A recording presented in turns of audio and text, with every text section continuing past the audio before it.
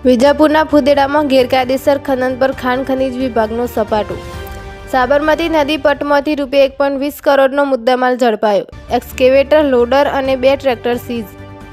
મહેસાણા જિલ્લામાં ગેરકાયદેસર ખનન સામે ખાણ ખનીજ વિભાગ દ્વારા વિજાપુરના ફુદેડા ગામમાં તારીખ 11 ઓગસ્ટ 2026ના રોજ કાર્યવાહી કરવામાં આવી।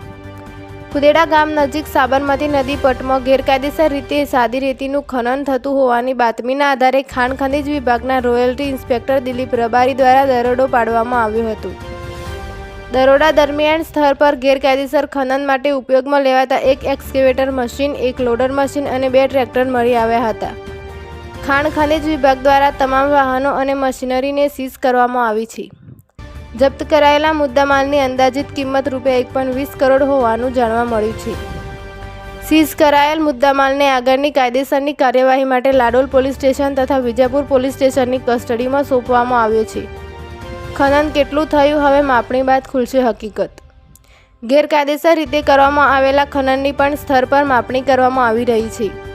ખનનના જથ્થા અને નિયમોના ભંગ આધારે દંડકીય કાર્યવાહી હાથ ધરવામાં આવશે।